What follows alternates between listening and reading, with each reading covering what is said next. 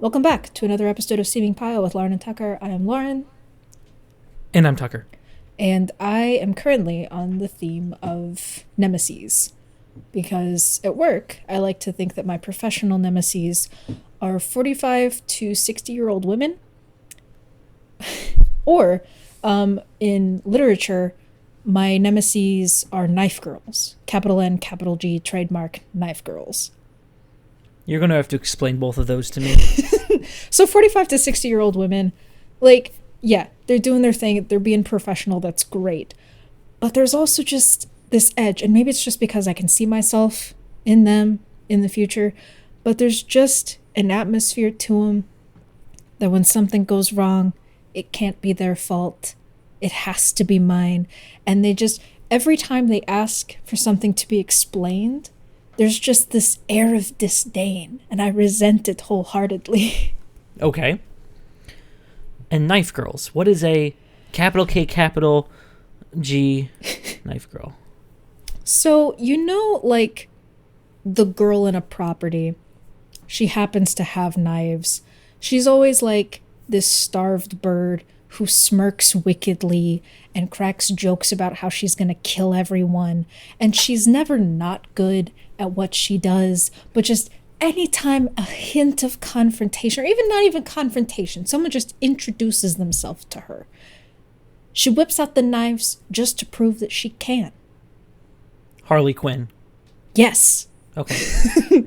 That kind of psycho, but in a fun way, where you can continue to describe her as rakish and unattractive and skinny, but I know that she would have been played by Keira Knightley if this film came out in 2003.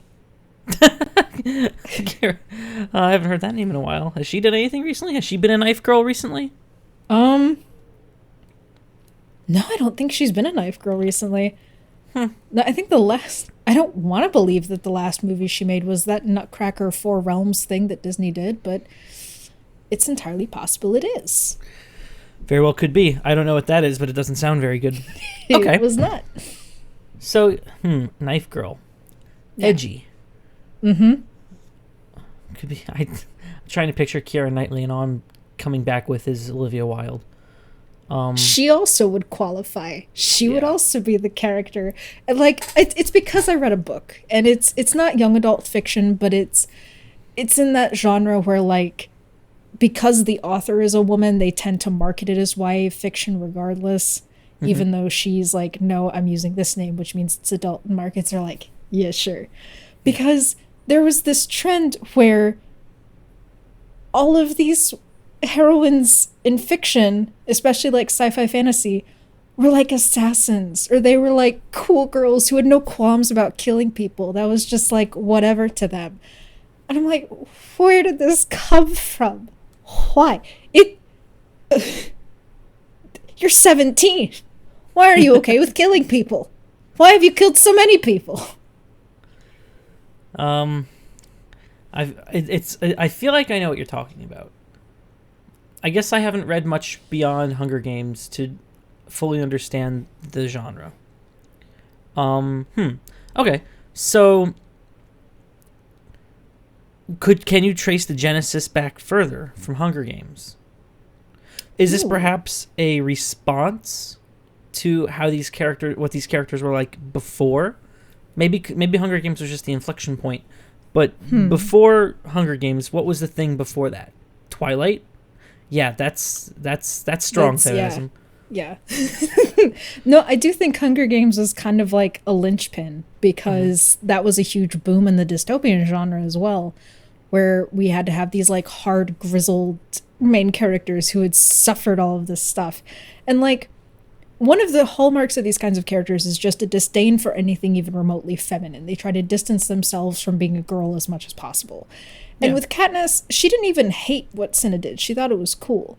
And she hated it more from a waste perspective. That's I can barely put on clothes to live my life. And here is a waste of fabric that people are putting on. But these other characters, it's why would I ever need to wear something so form-fitting? And they rag on the corsets all the time. They're like, gosh, I can't breathe. It was underwear. If you tied it properly, you should be able to breathe. Yeah. Yeah. Okay.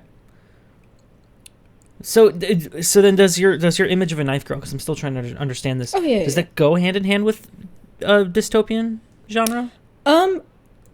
It can, because Okay. dystopia tends to be associated with like the future, and that's just because dystopian fiction in an American young adult market can only say, well, it's only bad if like, what if this real world thing happened to America? Like that'd be terrible. Oh my god. Yeah. And so it's usually set in the future, but there's tons of books. So it's like if you have a tyrannical ruler that employs like an Orwellian style surveillance state, with or without magic, you know, that would count. But I think it's because they want to rebel, they want to kill the king, and they want to fight, they want to be pirates. They pick up knives. And I had to read the word knife so many times, or blade, and smirk, and smile. And I'm like, you're killing people. Interesting. And she would start fights. She would go looking for fights. And she would rob people and then stab them. I'm like, of course they attacked you. You robbed from them. What I'm picturing when you describe this is, for some reason, it's inescapable from me.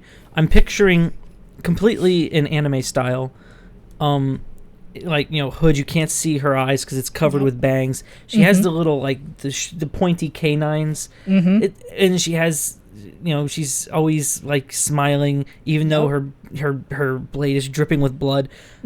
Is this a knife girl? Yes. Was Mulan a knife girl? No. I don't think she took pleasure in it. No. Okay. And that was... All right. Mulan, I don't think disdained femininity. She just recognized it would not serve her end. Okay, there you go. That's a important distinction. Because my husband posited, how do you feel about May from Avatar: The Last Airbender? Because she also uses a lot of handheld knives. And I think it's just because her personality extended beyond, I have knives. But for some reason, and I think what also sucked is, like, at least in Avatar, there's, like, multiple girls I can point to that if I didn't like May, there'd be other characters. This is, like, the only girl in the books. I'm like, can we do something more with her? Add some complexity. No. Yeah. Oh, Lord. That's not what the market wants. It's not. And if I could guess what the market would want, I would love to be cynical and disciplined. Because young adult fiction is such an explosive market, but it is so formulaic. And if you can take the 3-act structure that a lot of YA novels have, you can do exactly what Sarah J. Maas did and write 12 400-page books and make bank. Okay. And it's great because all you need is a main character, probably female, who either gets isekai'd into a magical fairy world or she's lived there her whole life. You add in brooding male protagonist with large member who is usually cold and abrasive to her at first, but then, you know, they have passionate sex on a dining room table while a war is going on, and then they're all cool. And something magic prophecy. You're done. Yeah. Repeat. Oh, okay, do it. I should. Heard you wouldn't. Do it. You've cracked the code. You're in the system. You're seeing the Matrix. Oh gosh. Did anyone see that? The fourth Matrix? I haven't yet. Yeah. Because it's an interesting thing to try and do, and I have no idea what a fourth Matrix would even be about. Yeah, I'm not sure either because I haven't seen the third one. Yeah. But it has all the same characters, so I can only assume that it's a continuation thereof. I'd assume so. Yes? No? Let's see. Oh, it is on HBO Max, I guess. It did not make back its budget. Yeah, that I can see that movie having a really high... Was it a high budget or low box office?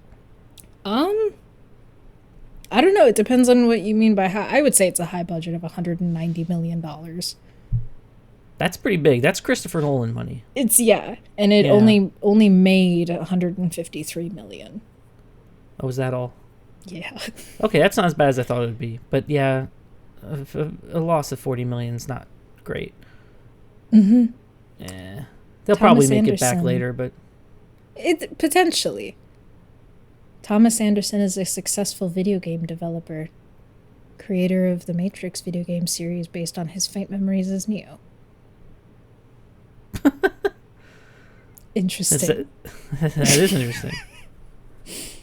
Huh.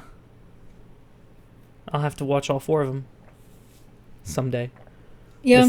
With what my oodles of free time. Yeah.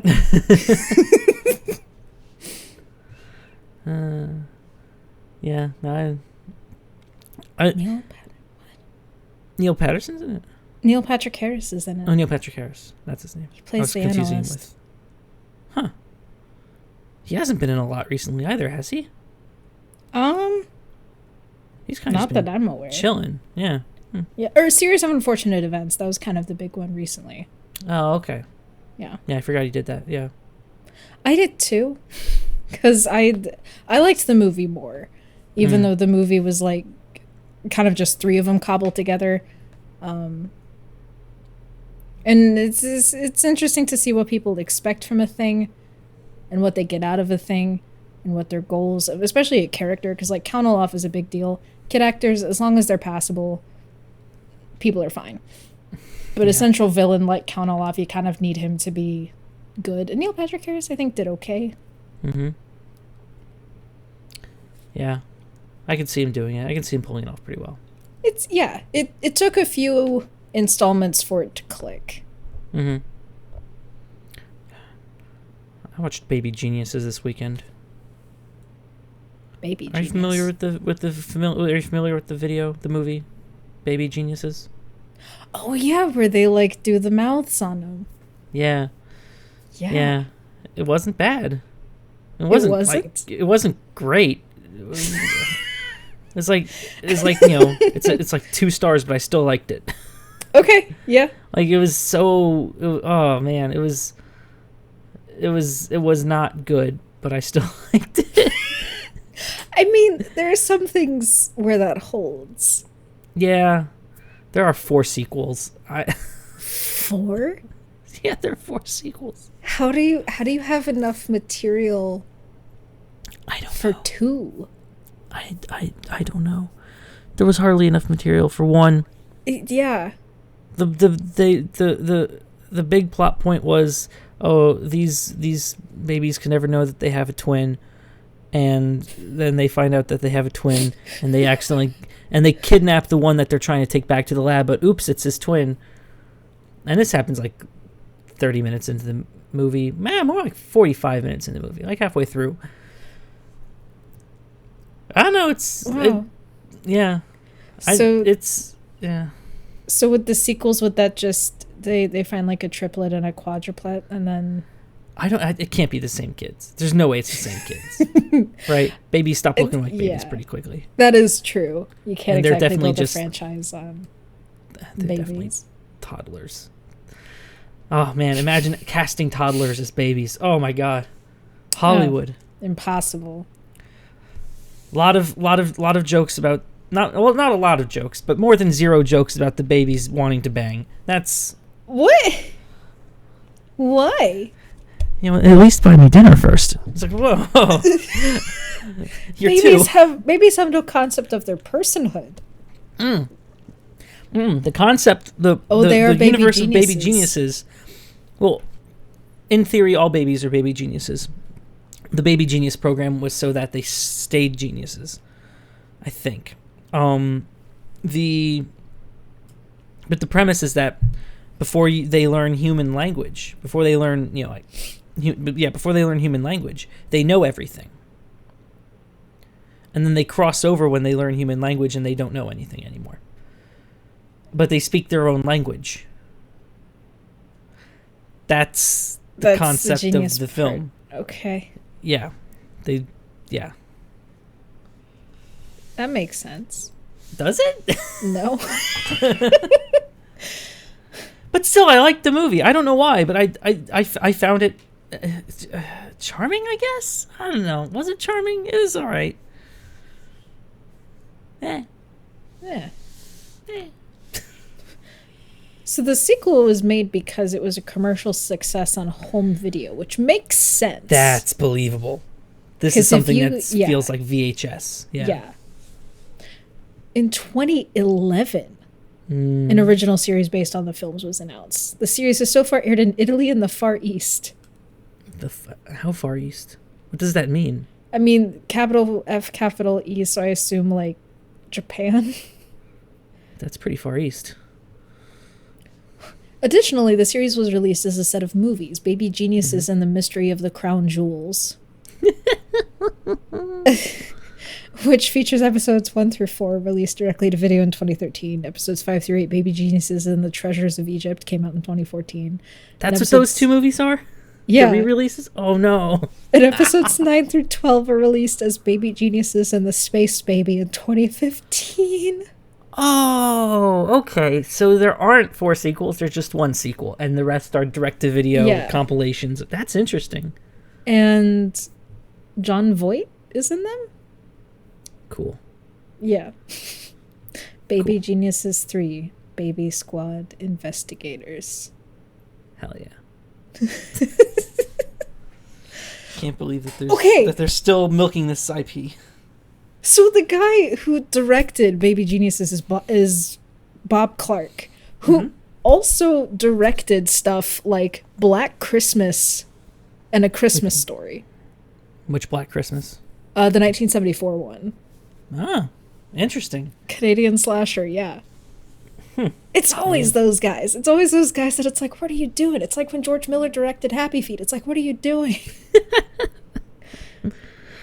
That's good. Okay, well, you would do it for money. You would direct Baby Geniuses 7. Yeah, because if that's easy cash and no one's gonna see it, I'm gonna direct it. But it's so incredible that in the 2010s that they're still like making them or very least milking the IP of stuff that's already been made. This just the concept screams 90s. Mm-hmm. Yeah. I don't, because after a point you're like, someone has to destroy these reels. Yeah. Who is hanging on to the rights, and it's like, you know what? It's worth paying money to put this on VHS or DVD and just drop it in Walmart bins everywhere. Like, I'll do the distribution myself, take a road trip, and I'll hit up random Walmarts all over the country and just shake them out of my pillowcase and reverse steal from Walmart. There you go. Do you think that you could just buy the rights to something like that? Do you think you could just walk in and be like, hey, I have $20,000 burning a hole in my pocket. I want the rights to Baby Geniuses too. Do you think that they would just be like, okay, sure, sign here? For a property like that, I feel like they would. Because, like, Alvin and the Chipmunks, the rights for them were on sale for $300,000. Or no, how much rights? All right, we're getting into it. Yeah. This is what we're gonna spend our sponsor money on this week. We're gonna buy the rights to What? Monkopedia, the Alvin and the Chipmunks wiki. Oh no. Amazing. I don't like that. Yeah, because copyright law is weird. And I found out exactly how weird and how little people understand it when I found out this like crypto group bought like this Dune art book from when a director, Alejandro Jodorowsky, wanted to make Dune, and he didn't. But there's still like an art book compiling sketches, storyboards, everything from when he was thinking about making it. Yeah. And these crypto dudes bought it, paid way more than it was worth. Like, The auction house estimated it to be like 25,000 euro or something. Woof. And they paid like 200,000. It was ridiculous over purchase. And then they're like, and now we're going to make Dune. And people are like, that's not how that works. That's how it works. Like, we're going to make it public. And people are like, that's... No, you're not. No. We want everyone to see the contents of this book. No. You don't own rights to the art. They're like, we're working with lawyers. And it's like... Are you now? Yeah. Crypto people. Wonderful. They're so funny. Mm-hmm. Because it's a pyramid scheme. Mm-hmm. Oh, 100%. Yeah. Yeah. But no, rights and things getting made. It's hilarious to me how it happens. Yes. Because I'm looking into one with a friend of mine. Because there's a film that's coming out now called The King's Daughter. That movie was done in 2014. Mm-hmm. The film entered development in the late 90s. Mm-hmm. And has been just cruising through development hell. Got a rewrite. It's based on a book. It doesn't share a title with the book anymore. And a Chinese company dumped millions of dollars into this film. Like the most... Oh, I forget the honorific. No, superlative. I forget the superlative. But it was like the most money of a given category. Wow. That had ever been given to a movie. It was the weirdest thing. Why do you think that was? I'm not sure. And what was this about? It's okay. So it's King Louis XIV's quest for immortality. It involves like mermaids and French aristocracy, Versailles. And there's an underwater creature with magical powers that can grant him immortality. mm-hmm. They got to cut out the mermaid's heart during an eclipse. What? Yeah. No. And the Jim Henson Company looked at it first. And it just... Yeah, the Chinese film company Kylan Films invested $20 million into the movie, making it China's biggest financial contribution to a non-studio film produced outside China.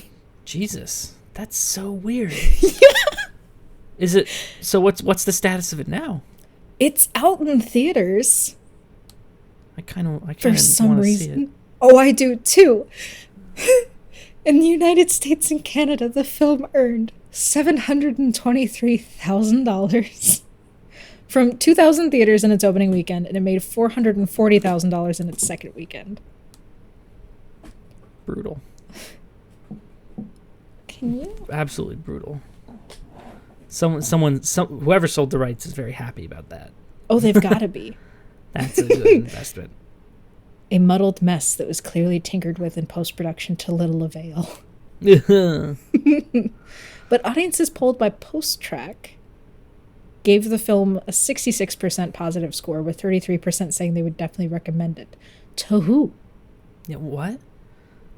For why? It sounds like communist propaganda, but all right. Oh, it definitely is. It's possible the Chinese film company invested in it because Fan Bingbing is in the film, and she's like one of the highest paid celebrities in China. That's such a weak reason. Why would that? Why? Why would you do that? Why? Well, because she hadn't been investigated for tax evasion yet.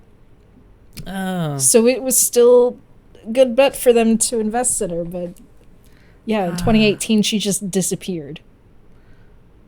Of her own accord, or? Reportedly during an investigation into her tax affairs by the Chinese authorities. She was that reportedly doesn't answer the question. Yeah, she was reportedly fined a sum greater than her net worth. Uh-huh. But it sounds like... Okay. She was released from secret detention. And had to pay the equivalent of $127 million. That's 6 times more than what the movies allegedly were. Well, because she's been in cool like in movies that we would have seen in America, like she was in X-Men: Days of Future Past as Blink. She was in Iron Man 3. It was a cameo, but she was in it, I guess. Interesting. Yeah. The 355. The what? The 355. What is that? It's that movie with Jessica Chastain where they're like spies from all the different countries, and it's loosely connected to like Washington's female spy, but she's just called the 355 because women spies weren't invented yet, or something. All right. I'll suspend my disbelief. That's because I'm fascinated by like bad movie productions, like stuff like Apocalypse Now, Jaws. Very fascinating to see a miracle be put on screen given everything that happened.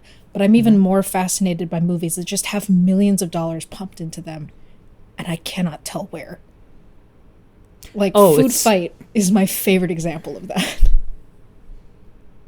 That film's budget was ridiculous, and it looks like garbage. I mean, it's incompetency, right? It's got to be. It has to be. Yeah. I mean, someone somewhere probably just like, I want to make a movie, and they have friends. And that's it. Yeah. I wish I had friends like that. Well, you move to LA. That's all it takes. Oh, is that all? I'm sure that's there's no way. There are enough starving waiters and waitresses in LA that I know that's not true. It more depends on who gave birth to you.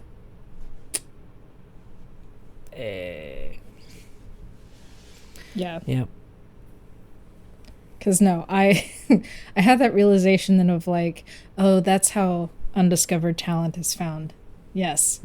Because Licorice Pizza came out, and I had never heard of the lead actors before, but that was because I didn't listen to Haim, the band, because that's the female lead. But then I also didn't realize that the male lead was Philip Seymour Hoffman's son. And I go, oh, that makes sense. Oh. There you go. Is he good? From what I've seen, yeah. I haven't, because I watched a video that was talking about like taboos on screen, and Licorice Pizza kind of gets swept into that because the age gap between the characters is like 10 years. Well, at least he's good. Yeah. At least he's good. Matters, yeah. How did what's his face? Oh God.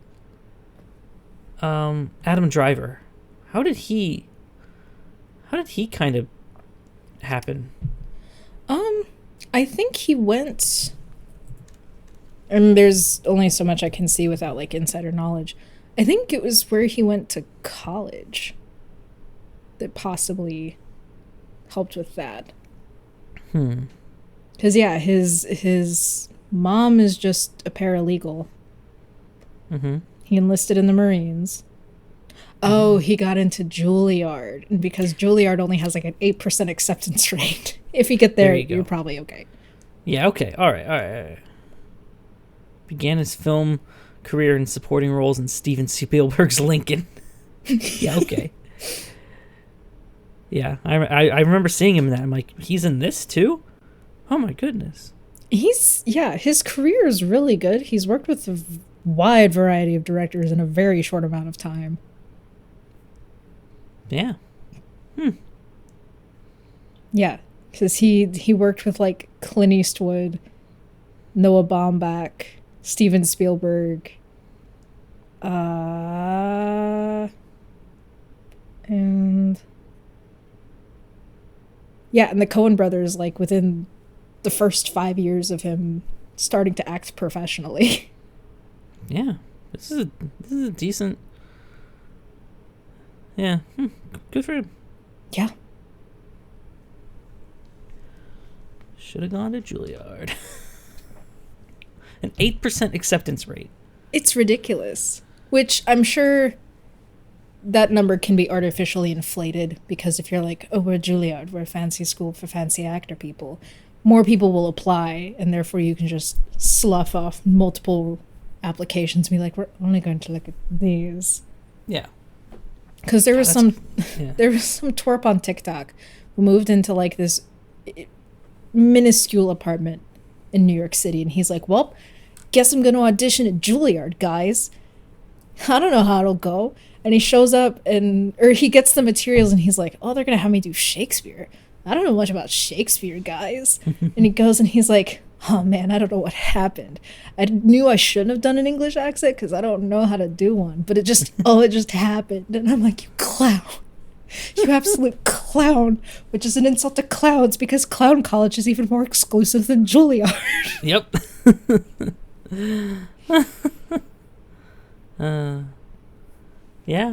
Yeah. Juilliard's in New York? Yeah. Okay, makes sense. Because, like, New York City has, I think, 7 or 10 performing arts colleges, or just schools in general. And I don't know if one pipeline leads to one over the other. But, man, it just seems like such a racket. Yeah. Like, I'm sure the connections are probably great, and that's probably what you're actually paying for. Mm-hmm. But you could go to Juilliard and still lose a part to someone because they're the niece or the son or the whoever of whoever. That's got to be a kick in the nads. Oof. Oh, yeah. But I went to Juilliard, damn it. Yeah. They went to work with their dad. What can we say? Ain't that just the way? Yeah. We love nepotism. Oh, yeah. It's fun to see how, like, celebrities respond to that. Because, like, people like Jamie Lee Curtis, she's like, yeah, I got my job because my parents are who they were. Mm-hmm. But she's chill with it. She still puts in good work, and it's great. Yep. And then you have people like Ben Stiller, who's like, well, it's still a meritocracy. This doesn't mean anything. We still worked hard. It's like, Ben, it's okay. We all like Zoolander. It's cool. Yeah, do you think Ben Stiller would have been able to make the films he was able to make without his dad? Probably not. Yeah. At least not get to continue to make them. That's fair, yeah. Because you can make mediocre films that make back what they cost to make, and they can get reviews and you can keep going and be fine.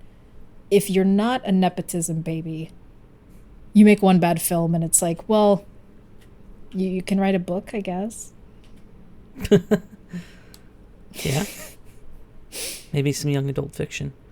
I hear those are really hot right now. They are.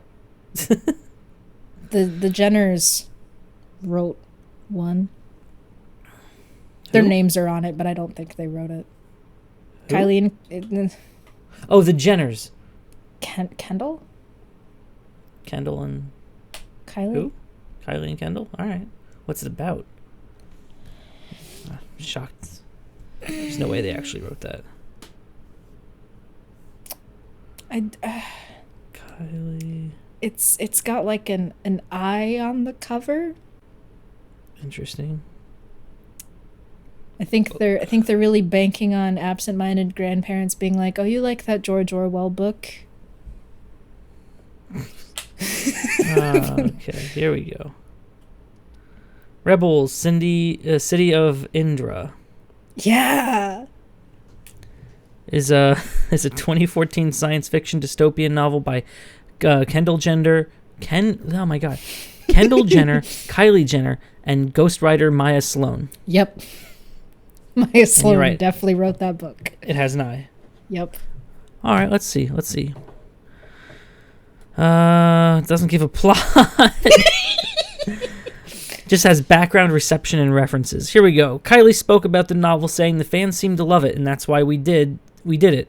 The characters, in parentheses.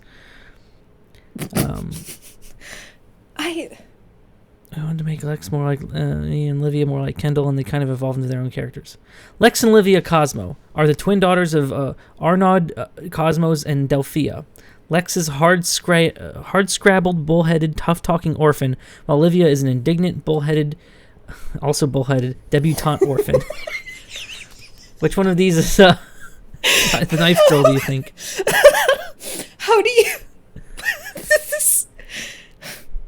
They both have a small neon green symbol on their eyes. Oh, amazing. Marius is a semi-ineffectual pseudo-intellectual who runs about citing manners for Livia. The governess is Livia's beauty-obsessed debutante coach who gets her wrinkles removed yearly at the Rejuvenation Island Clinic. And then it just goes into the reception. The bibliophile website Goodreads reported... This doesn't seem like a real Wikipedia. Who wrote this? The bibliophile website Goodreads reported a 59% approval rating with a rating of 2.73 out of 5 based on 189 reviews. Excuse me. Customer reviews on Amazon gave the book... This page is making me sick. Customer reviews on Amazon gave the book rating average of 1.7 out of 5 stars. Customer reviews on Google Play gave it a 4.1 out of 5. Publishers Weekly gave it a positive review. Details about the two worlds the girls inhabit are creative, though the plot that emerges after they meet is rather predictable. Even so, abundant action, including a hair-pulling fight, a high-speed chase on flying machines, and an attack by hideous beings known as mutations, provides momentum. Unresolved conflict set the scene for the next installment. That's it. That's the entire Wikipedia article. Wonderful. That's incredible. $8 on Kindle. Boy, howdy, here we go. Okay, so the the ghostwriter apparently has not one but 2 separate MFAs and teaches beginners writing at NYU. She's also she's done other ghostwriting, and like I do feel bad. I don't know how ghostwriting works. Mm-hmm. But I'm like, if I don't know what kind of timetable she was working on, because it is an interesting proposition of like, do you make them look good, or do you write the book that you think they would write? That's a nice way of saying that. Yeah. Like, well, based on what I just read from the Wikipedia article, I think she wrote the book that they would write, but with English. Yeah. That's that's, yeah, what a strange world we live in. I've learned to check my ego, Sloan said. Ego will get you a teaching job in Iowa grading freshman comp papers or a 9-to-5 editing promotional material where you want to slit your wrists. I'm writing for a living, and it's a gift to be a working writer. What? Ego will get you a teaching job in Iowa grading freshman comp papers. What does that mean? I think she's implying that you have to keep your head down and just do good work. And if you try to suck your own dick too much, then the only job that people will hire you for is grading papers in Iowa. Yeah. Very well might be true. Yeah, like, I don't besmirch her for writing the way that she did. Like, because it's hard. Because I could understand feeling like an amount of disdain. So reading a review like, I really think that the ghostwriter just slammed her head against the keyboard and came up with this crap. I could either take that very personally or be like, yeah, I'm writing a book for the Jenner sisters. What do you think? Typical quotes from Amazon reviews here. I feel so bad for the 1 hour of my life that I am never getting back. There doesn't seem to be a connection between one sentence and the next. It's like word vomit, and they didn't even care. My dog loves the feel of the paper on his butt. Oh, no. 2 cities, 2 girls, a shared destiny. In a world of the far future, the great city of Indra has two faces, a beautiful paradise floating high in the sky, and a nightmare world of poverty carved into the tunnels beneath the surface of the earth. Kendall and Kylie Jenner, the youngest sisters of the Kardashian dynasty, have written a gripping tale of air, fire, and a bond of blood.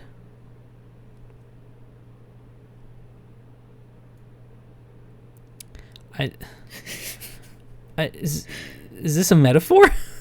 I guess. If it is a metaphor, that's not great. If it's not a metaphor, then it's just a bad book. There's no way it's a metaphor. The Apocalypse. Publisher, Satan.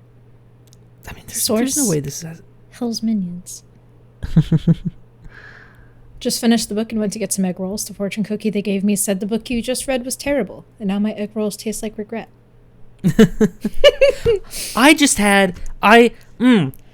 My fortune cookie. It was an old fortune cookie. I had Chinese like a week ago, but the fortune cookie was an ad for some crypto bullshit. And no! I'm like, what is, like, usually this time of year, I would expect like a tax act ad. I've gotten those before, but never in my life. Never in my goddamn life. I wrote down what it said. I found another one online. It's, something about, it had the word hodl in it. It was much more worse than mine. Mine was just cringe. That one actually made me throw up a little bit in my mouth. Hodl. Like HODL? Yeah. What is that? It's crypto jargon for something. Yeah. Okay, so hodl is crypto. Have you played Wordle? I keep seeing people play Wordle, and I don't know what it is, and I don't know if it's like a Sudoku or a guessing game or a data mining thing. Oh, here it is. If money talks, then Bitcoin sings. Great. Ew. Thanks, Open Fortune. Anyway, no, yeah, Wordle, it's kind of like Text Twist, isn't it? I don't know a whole lot about Wordle. Let's see if I can find it. Just everyone plays it. New York Times just bought it, right? I wouldn't be surprised. They're not doing anything news related, so. Haha. Timely commentary. If you type in Wordle to Google, the logo of Google changes. Oh, that's weird. What the hell? I don't like that. Let me do it again. Okay. Wordle, a daily word game. Guess the Wordle in 6 tries. Each guess must be a valid 5-letter word. Hit the enter button to submit. After each guess, the color of the tiles will change to show how close your guess was to the word. So it turns green if the letter is in the correct spot, yellow if the letter is in the word but in the wrong spot, and black if the letter is not in any spot. Okay, well, let's see. Let's try it. 5-letter word. Piano. Piano. That okay? Just kicked me out of Wordle. What did I do wrong? It was too wrong.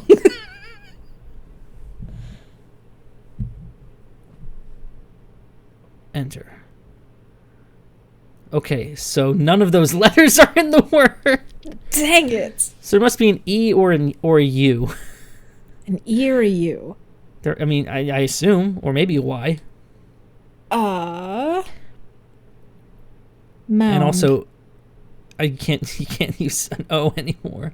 No! Wait! Because it's not in the word.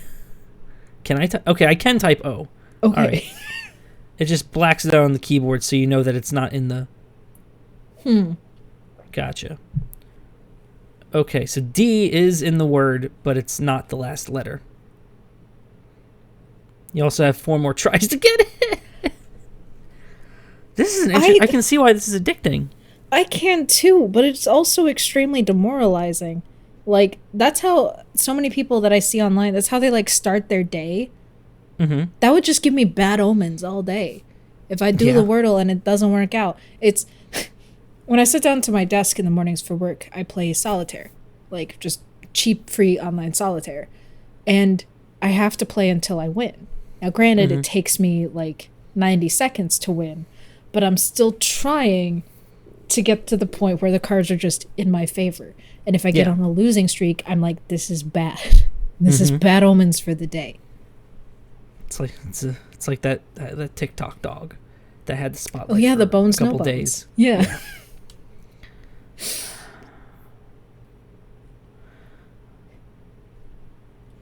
I don't know what word to put in here anymore.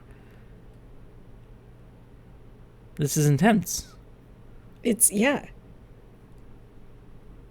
The D in the middle.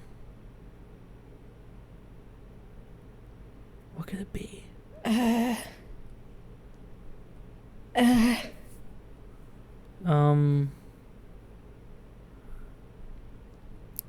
could be an S in there.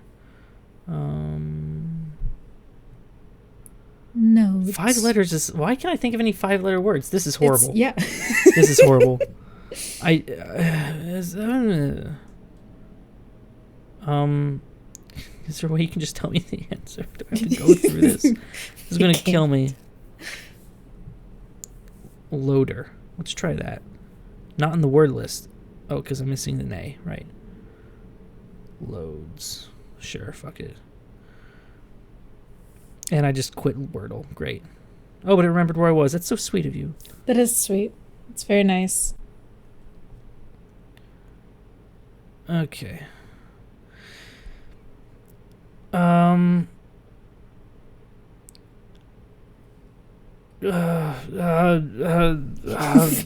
have so much information here, but it's not enough. Yeah.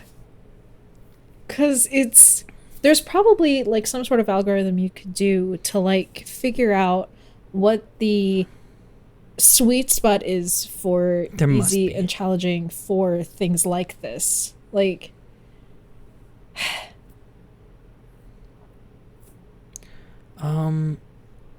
because yeah, you could do words like other and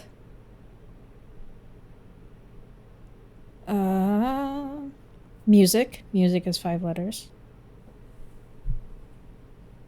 Doesn't have a D in the middle, but I also don't know if you have to go top, bottom, or... Has a D in the middle, I have all the information here. R-E-L.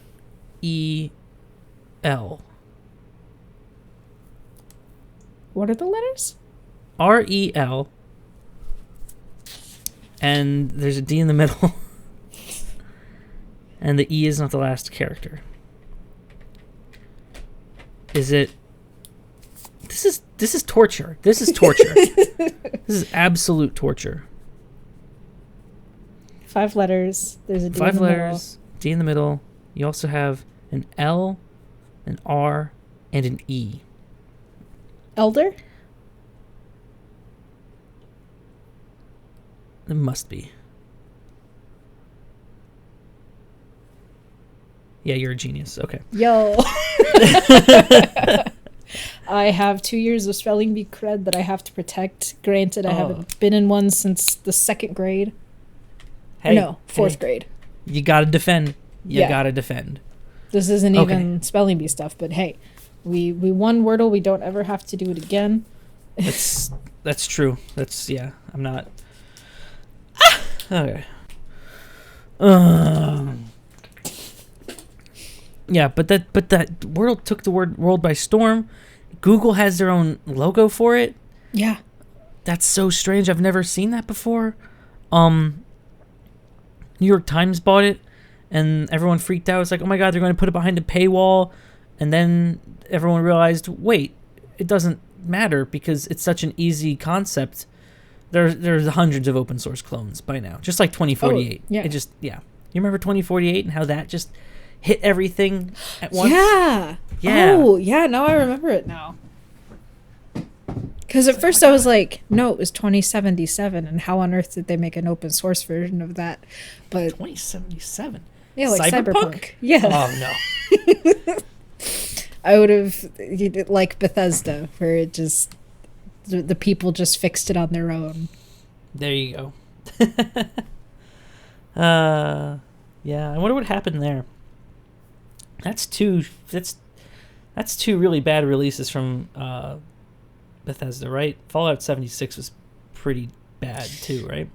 Yeah, but I also don't know where people's expectations for Bethesda are, if they're like pretty low anyway, and then for 76 to be bad on top of that. Mm. They hyped it up quite a bit. Yeah. I don't know. I don't play a lot of games, but the games that I would play, Cyberpunk I think falls under that category, and I think if it didn't, I think if Cyberpunk hadn't, I mean I haven't played it yet, but if it isn't going to be my new favorite game, I think I would be disappointed. If it didn't displace Red Dead Redemption 2, I think I would have been disappointed. I could see that. Yeah. Yeah. Because I think I knew enough about just like the plagued production that the fact they were able to get a game out at all was pretty amazing. But then just the level of customization was fascinating to me.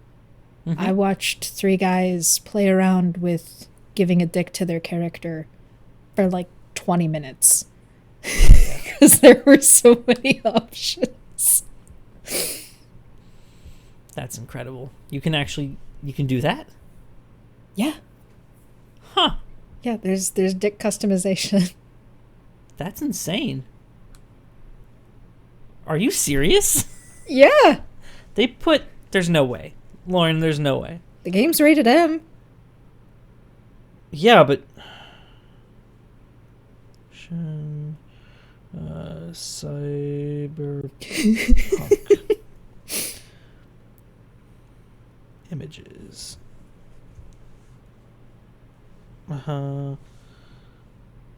Says genital customization matter. Oh my. Huh. 4 games with better genital customization than Cyberpunk. Tell me about it, Squad State. One of these is going to be Saints Row, guaranteed. Oh, guaranteed. Conan Exiles, genital jousting, Saints Row the Third. There you go. Yeah. There's only 3 of them. 1, 2, 3. Did I miss one? Oh, Mount Your Friends 3D. A hard man is good to climb. That's a game. Okay, well, I gotta open up Saints Row the Third then. I didn't remember any kind of. Oh, it's just a sex appeal slider, where it just makes the bulge bigger. Okay, yeah, that's nothing compared to. That doesn't count. That just means their pants are tight. Yeah. Or they went the cameo route and they just have like the massive red cod piece. Why hasn't that come back? Of all the like 80s fashion to come back, I am shocked that like groups like Måneskin or Lil Nas X or Harry Styles, they haven't brought back the cod piece. I feel like the time is right. Yeah. Or I don't know. That feminist artists haven't tried subverting that by also wearing one. Yeah, I don't know. That's a good question. I'm gonna call it. I'm gonna say in 3 years, celebrities wearing cod pieces again. Bold prediction, but it seems by 2025 we will see a cod piece in our time. Bold prediction, but I think you might be right.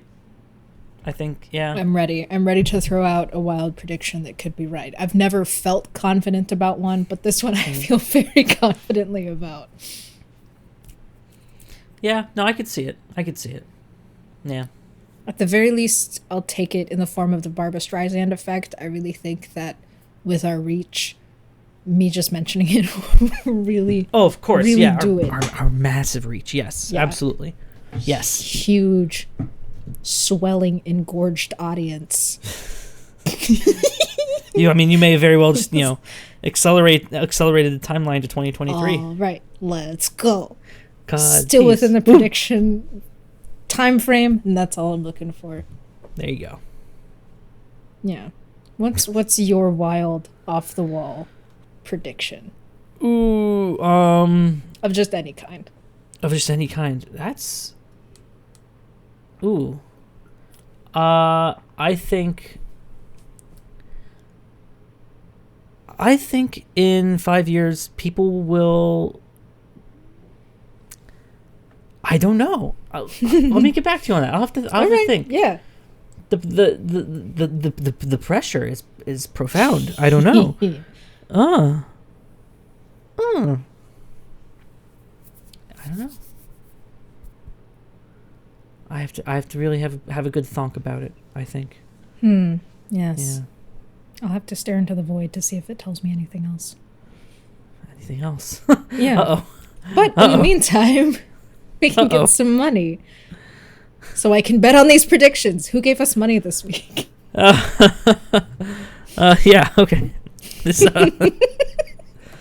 I be worried? This episode of Steaming Pile is brought to you by Landon's Flooring Liquidation Warehouse. No, I'm sorry, excuse me. That's Landon's Flooring Liquidation Warehouse. The liquid flooring specialists. All right.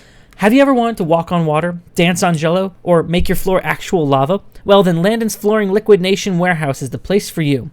Stop by to see the various liquid flooring you can install in your home in a matter of days. Want a juicy floor? Try a delightful grape juice carpet, and you'll never have to worry about carpet stains again. Why have solid floors? That's so 2000 and late. Pet stains are a thing of the past. Blood stains? Hell, your whole floor is a pool of blood. What are you so worried about? So come on down to Landon's Flooring Liquidation Warehouse and see what liquid floors can do for you. Nice. This is good. This is like since Vapenation is no longer a thing, I think we can really bring back Licknation. We're ever so grateful for money from Licknation. Thanks, Licknation. we got your back. I want a pool of blood as my floor. I think that would be a good look. Yeah, very, very overlook hotel. Yeah. Yeah. No, I think a nice lime jello floor would be cool. That'd be so fun to just, yeah. It would have to be really firm. But then it wouldn't be liquid. So really, that's not what you want from a liquid floor. Yeah. Yeah. Yeah. No, and we're not the experts. That's why you got to reach out to them. They'll do the consultation, and then they'll be like, grape juice. Grape juice. Delicious. Mm-hmm. It's like water beds, but the new innovation. Yeah. Like those like socialization pits where you just like descend into it to like hang out with people, but instead it's liquid. Yeah. Yep. The socialization pool. I do think hot chocolate would be the most pleasant liquid to fill one's house with. That's very interesting opinion. Why? It's warm, it's smooth but not sticky, and it's cozy. Yeah. All right. It's not going to burn the nostrils the same way coffee will. Right. And you can actually get those stains out of your clothes. Okay. I'll have to reach out to Landon. Yeah. Get yourself some stuff from Licknation. Yeah. Who knew that at the bottom of the pile was a wet carpet? It's the best kind of carpet in my experience. Yeah. Certainly makes things easier. Yep, sure does. This has been Steaming Pile with Lauren and Tucker. I've been Lauren. And I have been Tucker. We will see you all next time.